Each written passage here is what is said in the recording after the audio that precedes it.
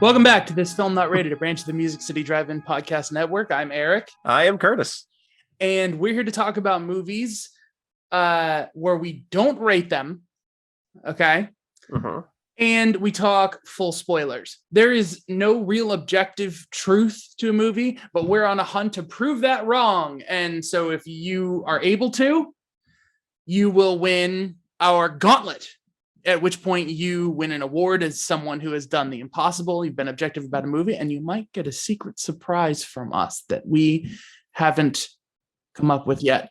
So Curtis today is going to go into the gauntlet because we are talking about Nope. Curtis. Mm-hmm. Nope.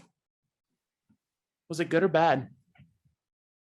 The best way that I can describe Nope is it's just a little bit different from anything that Jordan Peele's done before. His last two films have been very strictly horror, and I, for one, didn't get that as the priority for this one. I know Jordan Peele has said he was focused more on the spectacle for this film than he was any other aspect of it. And depending on how you walk into this, it could throw you for a loop. I'm already out. It's really, really, really, really, really hard, I think, to be objective about this movie because so much of it is just about a feeling and an image and an idea. By the way, I think the movie's good. What about you? Oh, I love the film. The concept of just showing the footage of what happens with, was it Gordy? Yes, the chimpanzee, right? Yeah, Gordy. Yes, showing that as just an interspliced story that could be unrelated, but definitely isn't, and that's objective. Yeah. So here's the thing. I'll move on to the second question just after this. It's odd that you say that. It's different from the other ones that he's done because everyone is talking about this is his third movie, and it is the third movie he's directed, but this feels like a step forward from, like, if you go from Us to Twilight Zone to this, there'd be like a clear step from like horror supernatural to thought and intrigue supernatural to it's still thought-provoking and it's still kind of horror, but it's more like spectacle, adventure, supernatural. Yeah. It feels like a more linear trajectory. Is with Us and Get Out, it feels like he has a certain kind of tone and mood. Yeah. This felt different. Yeah, I mean, Jordan Peele said he took a lot of inspiration from films like Close Encounters of the Third Kind. A lot of people are comparing it to Jaws, and I can see where they're getting at, but also I think the only reason people are making the Jaws association is because of the actor who played Top Dollar in The Crow. Yeah, I can see that. When you have signs right there, it's really obvious that the only reason people are, making that comparison is because of that character and that thread. Yeah. I can understand if people are kind of trying to say, yeah, but it's about how they don't totally show the creature and you can't totally look at it and all this stuff. But that's also signs. Look, let's move on to question 2. That's fine.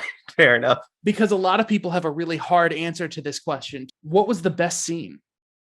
Oh, God. Well, for me, it's contextual, I guess, because my favorite scene, I guess, or the best scene, was everything to do with the Gordy stuff until they started showing it.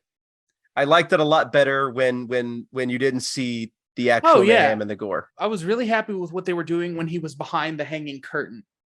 Yes. And then when he stepped under that, I was like, all right, don't linger on this because I'm just thinking about whether it looks real or not. But it never lost me emotionally when he reached out his hand to do the fist bump. Like, that works still.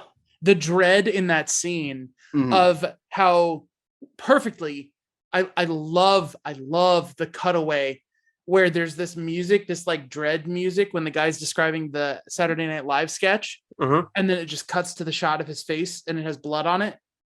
Yes. It's like, oh, he's been forced to laugh at this like his whole life and it's still not over. It was so perfect, that bit. And again, to that, I think that scene, I think what that does, if you cut that out of the movie, Mm-hmm. you establish it and you have the idea floated out there that this creature is an animal, not a container for animals. Mm-hmm. And you would have that idea. But I think by showing Gordy, you explore that idea very, very well, Right. The only other way you get that context in there is through Keith David's character, because you get a brief explanation from a flashback where the dad is telling the horse. OJ, about beasts and them being territorial. And that plants the idea, and you get the rest of the context with the Gordy scene, which is why I think that ties everything together. So far, right now, before I change my mind a million times, the best scene in the movie is when Angel and the lead, Keke Palmer's character's name. Emerald are in the house, and it's also raining blood because it's throwing up on them. I adored that because I'm with my wife and she leans over and she thinks the same thing I think. Oh, it's spewing out inorganic matter. It's getting rid of everything it doesn't want to eat.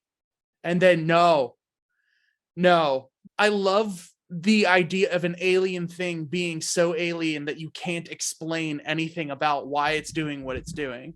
Right. You brought this up with Arrival and how alien the aliens are with that. Yes. And just the wide shot of the house with the thing acting as an umbrella with the one and like the blood draining off of the house. I was just like, yeah, that image was in someone's head and got translated and put out there. The closest thing that I can think of to that same angle on a house is the Psycho house. The closest thing. The next question is the next. I really want to ask you this. Do you think anything should be cut from this movie? Cut from this movie? This is a tough one, I think, for this film. Because another thing that Jordan Peele Jordan Peele did differently with this one than with his other films is he inserted these chapter sections where each section of the film is titled after a different animal name. Technically, the first chapter is Nope, but and so I'm thinking of this in like terms of chapters, and I can't I don't know which chapter to either cut or trim down. What did you think of the credits starting orange and fading to black? I mean, it was a little bit interesting. I don't know if I don't know what the point of it was, though. There's so many choices in this movie that I don't understand, but I no longer know if I want to or not, or if I want to enjoy it for the fact that I can't understand it. Right. Who do you think was the best actor in this movie? Oh, God. I don't know his name yet, but I'm going to go in a slightly weird direction. I actually think it was Angel. That guy. The reason why I say Angel is because when he went to the auditions to get this role, he had a completely different idea in mind for what Jordan Peele wanted. And so when he was on, I think his third video interview with the Jordan Peele said, okay, so here's the thing. The character that you're bringing is very different from what I had in mind, and I'm going to have to rewrite my entire script just to insert him. But you know what? I'm going to do that. You got the job. So his acting impressed Jordan Peele enough to rewrite the entire script pertaining to that character. There must have been something there. That actually makes a lot of sense. I'll explain this in a minute. He makes me think of Riz Ahmed in Nightcrawler.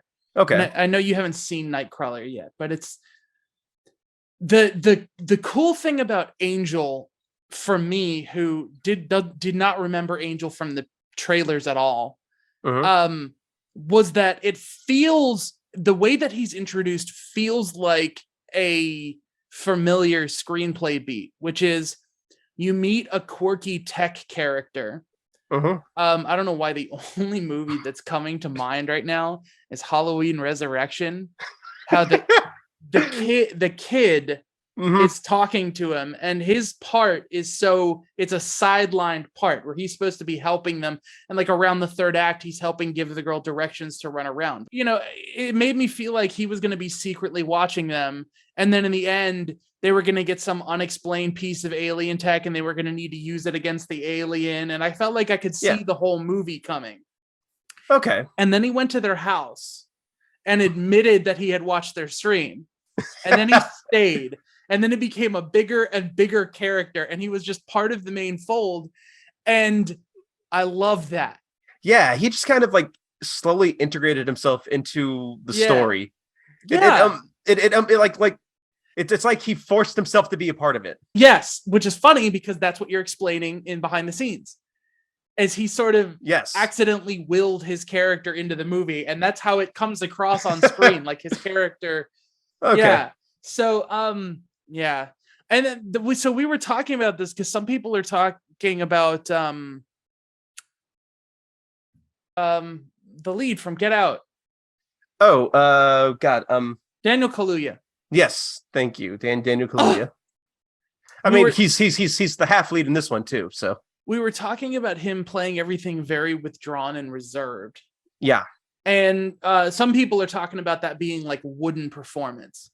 And I couldn't tell if it was me projecting the emotion that I know he has going on because of other performances he's done, or if I genuinely felt like he was doing a great job of playing someone who doesn't do a good job expressing themselves. His actions felt like they had a lot of meaning because I felt like everything going on around him informed the choices he made. Yeah. And really early on with the scene with the horse, they explain, they kind of show you he doesn't know how to assert himself enough to do the job. And so for the rest of the movie, I felt like it's really important in order to know what he's doing to watch the choices he makes. Okay. And so I thought that was fantastic. No, he was great. I just can't tell how much of that was me projecting and how much of that was him. Okay. It would have been hard for me to pick Daniel Kaluuya as best actor for me in this one, because a lot of what makes him great is the contrast between him and Keke Palmer's character Emerald, where they're constantly playing off each other, and it's a straight man and funny guy kind of setup with the chemistry. I can see that. I mean, I can see it, but also imagine a short film where it's just him. And his father passes away, and now he has to carry on this job that he was being groomed to take over, right? Yeah. And he had no one to talk to, and the movie's almost silent. And like you said, instead of Gordy, you focus on the horse being territorial. And then it flashes back, and it shows Keith David explain, well, the horse is being territorial. This is what you got to watch out for. And then you literally just take the action beats that he has. Like he's trying to make a makeshift device. That's a thing that made the horse freak out in the beginning of the movie to help train it. Yeah. Or he's out in the barn at night when the thing comes up and like sucks things up, and like the little bits where it's like, don't look him in the eye. And then he like looks away from the thing's eye. I feel like the whole story could be there. I don't know how much I would feel it, but I kind of feel like I would feel it entirely. So I agree with you that the dynamic at play is him and her. But I also just think it would be a really powerful movie if it was just him. And that's what makes me confused. Okay. So I understand that. Who's the least favorite performance? This is going to sound like a total sin. I actually think it's Keith David. Unfortunately, he could have had so much more to do with it. Most of the weight that you get from his impact, you get through the acting of Daniel Kaluuya and Keke Palmer, and it doesn't really come from Keith David's performance. It comes from how they act to the impact that he's had on them, the characters. So you get told what the impact is instead of seeing it for yourself. He's just in and out in the first 5 minutes, and you don't get a lot of that dynamic between the father and the son, between the father and the daughter, and what their relationships with each other's are or were. You get bits of it, you get some flashbacks of it to fill in some context, but you could have done so much more with Keith David. I'm never going to say no to more Keith David. he's probably in there the right amount. I was just hoping to get a little bit more out of Keith David because I like his acting. I like what he's done. He's been a part of my childhood and my life for so long. He's the voice of Goliath. He had stellar performances in John Carpenter's movies, The Thing and They Live. So I don't know. I don't even think I have a worst performance. Maybe the CGI monkey. But you know what? No, my worst performance is the little girl on the sitcom. Okay. But actually in the sitcom. Actually. Would not watch that sitcom. Just because of a lot of the discourse around Jordan Peele's movies. Mm-hmm. Would the movie work the same if it was if it switched races?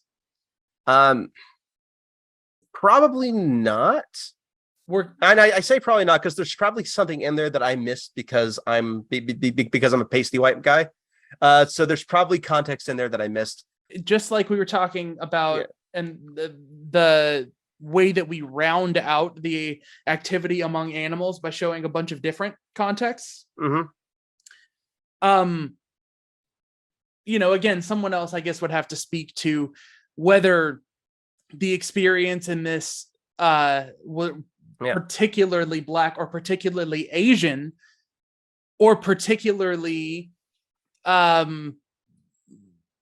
would have to look up the actor's race, but I believe Latinx for Angel, and then Top Dollar's white. And so I feel like you have a mix of everyone's reactions to this kind of thing, and everyone's kind of on the same page. And that's why I kind of think no. I just know that in interviews, I've heard Jordan Peele talk about the intro clip about the black man on a white horse, and I think I remember him saying something about how black people used to be the background characters in movies that were always forgotten. So now you have the horse ranchers front and center, and they're the star of it. Well, so you switch that with any race, and it doesn't quite work the same way. I mean, I get you. What I'm saying, the story would work the same way. Okay, yeah, the story would work the same way. I guess I'm thinking beyond the story. There's always the importance of white people get Jaws and Star Wars and everything and everything and everything and everything and everything. Yeah. So it's yes, there's obviously importance in representation. I don't think the story would change. Okay, so yeah, story-wise, I agree. I don't think anything really would change. Could be anyone, except you wouldn't have that fun monologue about the family history with the clip that you're talking about. That little spark of inspiration probably wouldn't be there. Probably not. But also, if it was another race, that clip could just not be in there, and they could just be down on their luck people who have been in the industry forever. But then it wouldn't be the same story. You think about the level of importance that puts on the family to keep their business going. Yeah. Okay. I get where you're going with that. Yeah. Understand.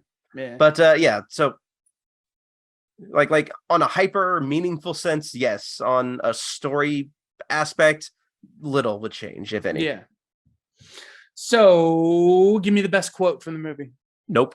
I mean, what are you going to say otherwise, right? That's borderline objective. That's like, and keeping up with my tradition of visual things being lines, like I guess a line in a script that describes an action. And you'll speak more to this than me, but the Akira slide. Yes. Oh God, that was perfectly done. And I know Jordan Peele is a fan of the movie. It's one of his favorite movies. And one of the reasons why he refuses to do a live action version of it is because he claims that it's perfect. But I love seeing the Akira slide in live action. It's funny because someone was pointing out at a certain point, and they were sticking with the comparison to Jaws. It's like referencing you're gonna need a bigger blank, and then being like, oh, it's the Jaws line, because it is technically the Jaws line, but it has been so everywhere that it's its own thing at this point. Yeah, pretty much. But Jordan Peele does own that it's intentionally referencing Akira. So yes. Oh, I'm sorry. I lied.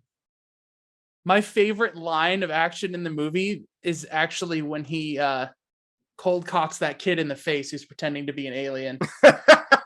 It's the action equivalent of Nope. Yes, it's this is what I would actually do in this situation. You get close enough to me to punch you in the face, I'm gonna punch you in the face. Simple as that. So what should be added to the movie? I kind of want to see more with the top dollar character. Hey! I like when Keke Palmer's character is on the phone with him. I understand completely why he instantly rejects this thing, and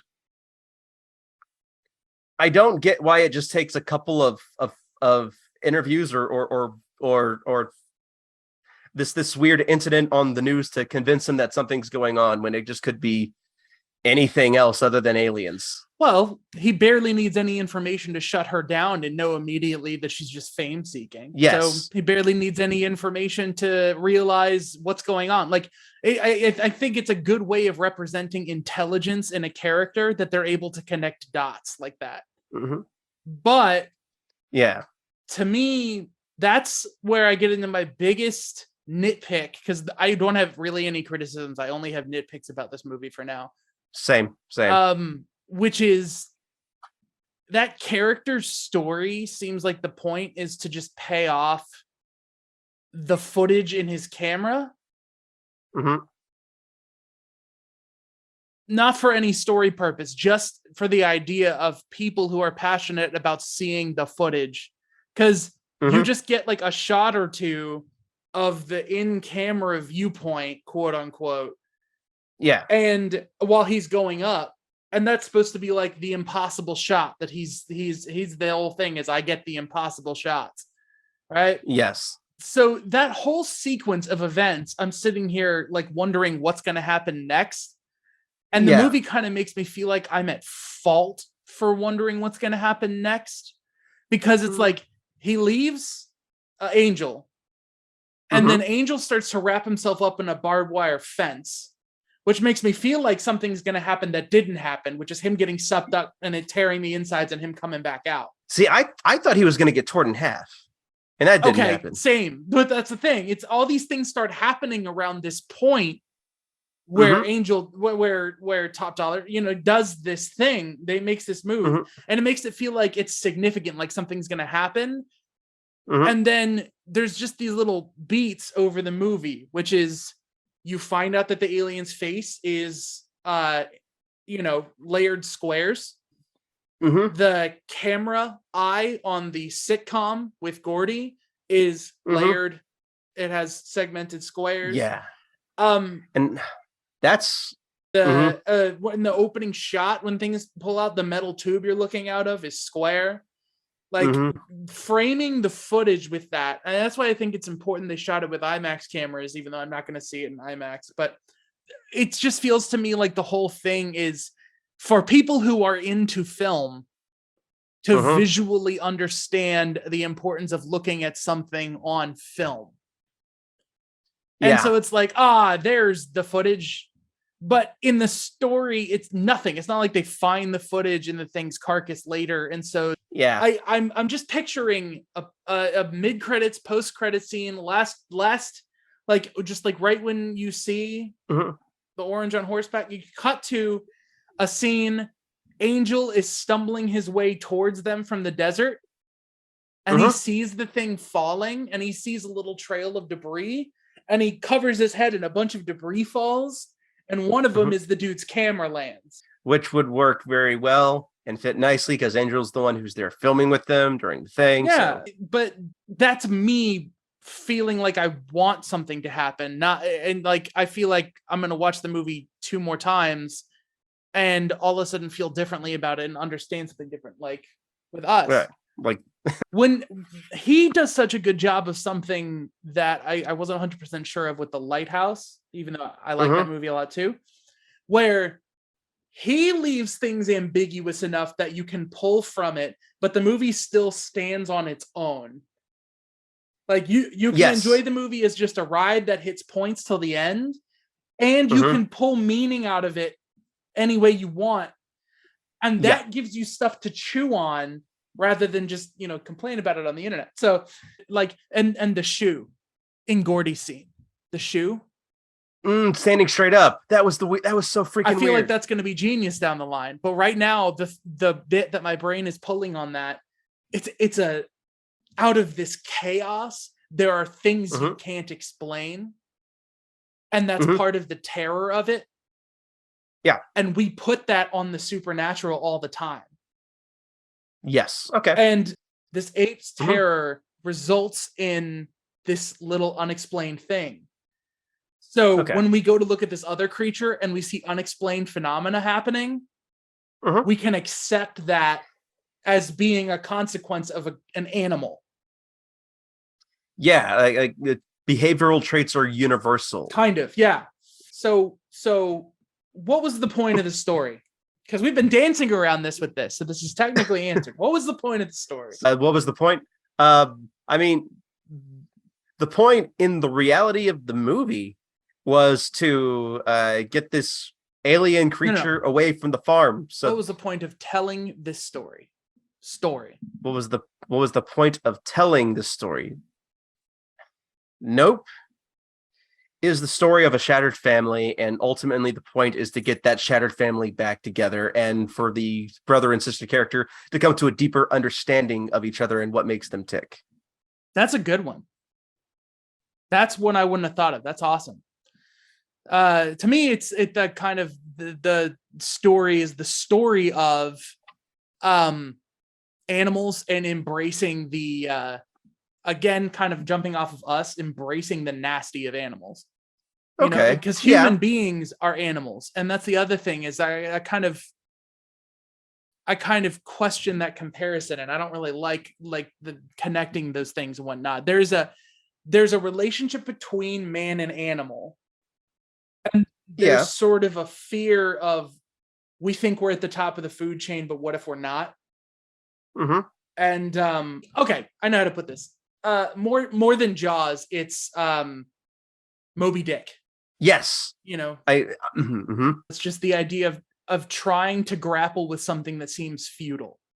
Oh, yes. That's kind of the key thing. Yeah. Is, can we succeed in it with the tools that we have, and can we overcome the unknown? That actually works really well. Like, because like thinking of it in that light, you have the Keith David character, who is the patriarch, the person holding up the family, die right from the start, and like I said before, that kind of splits the family. You have Keke Palmer's character doing her own thing. She sees the horse wrangling gig as a side gig, whereas OJ sees it as, this is the Dia job, this is our family, we need to preserve this.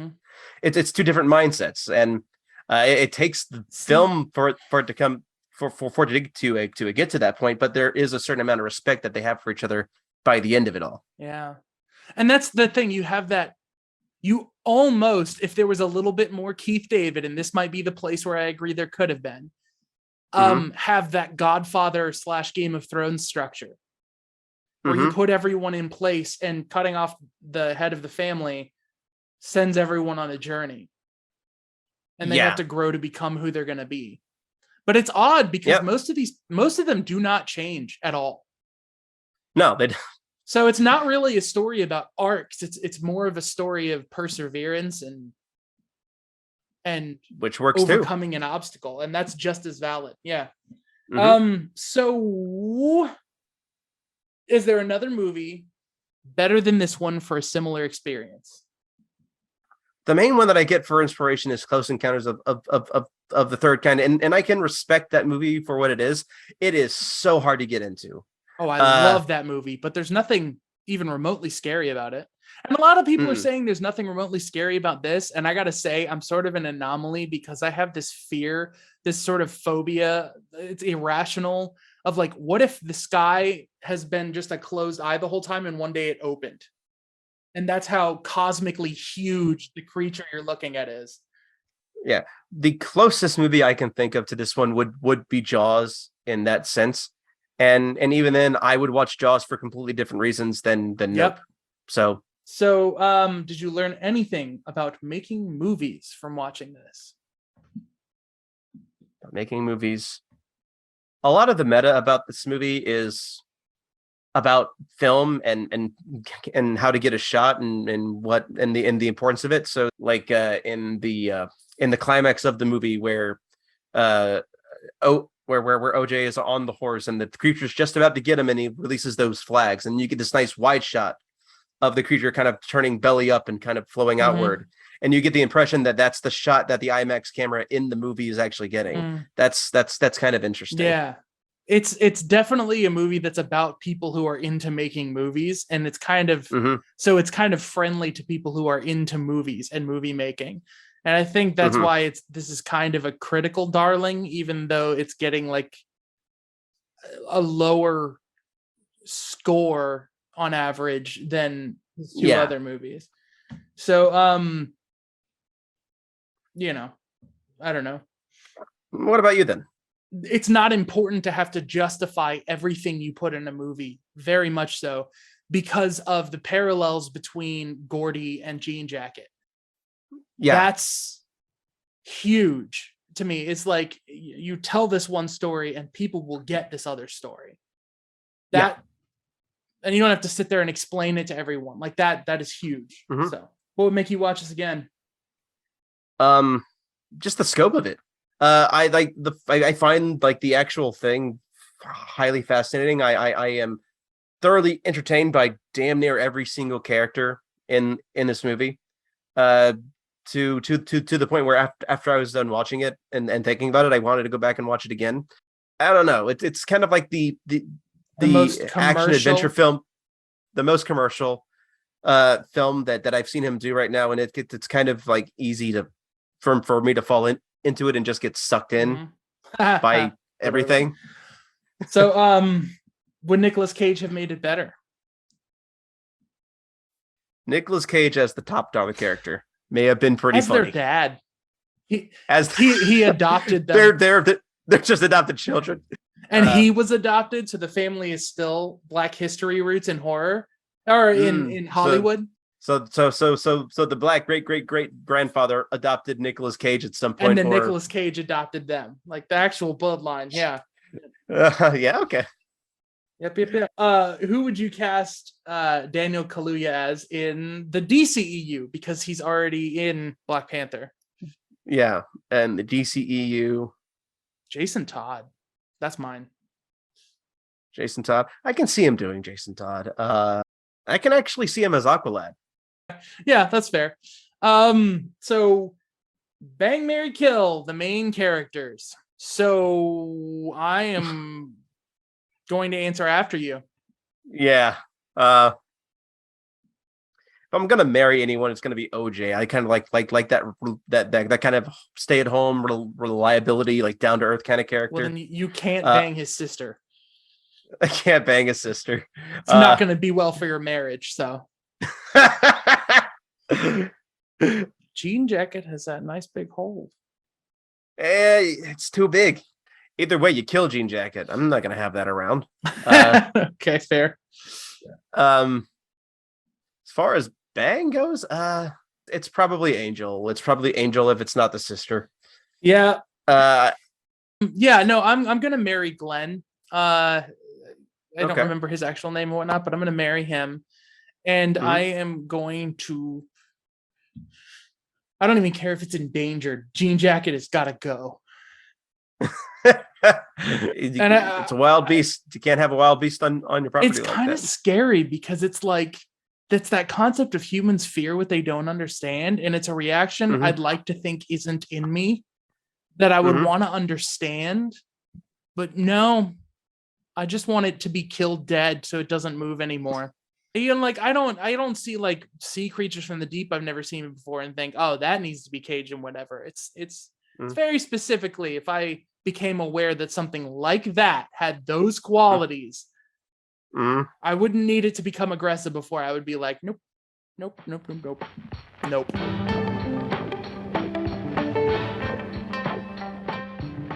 Well, I'm Eric. Well, and I'm Curtis. You can follow me at High Contrast FLM. And you can follow me at 90s Camera 407 and on Twitch. You can follow me at Merrick_Tainment, where I occasionally stream video games. I need to get back into that because I have been lazy about it. We are This Film Not Rated, a branch of Music City Drive-In Podcast Network. Follow this channel at TFNRCMEL. Mm-hmm. And don't say no.